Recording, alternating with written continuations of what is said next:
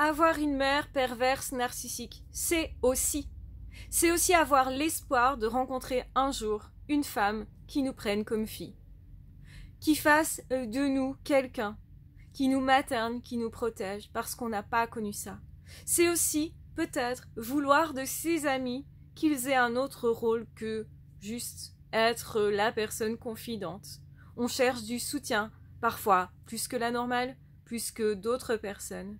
Avoir une mère perverse narcissique, c'est avoir eu du mal à trouver la personne qui est la mère au fond de soi, qui prend soin de son propre enfant intérieur. Autrement dit, c'est avoir eu du mal à prendre soin de soi, c'est avoir eu du mal à s'aimer vraiment, c'est avoir eu du mal à retirer cette petite voix qui est critique en permanence.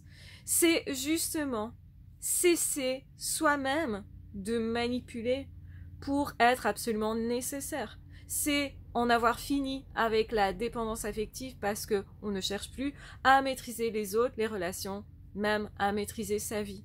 On sait que la vie, par définition, ne peut que nous échapper et que c'est très bien ainsi.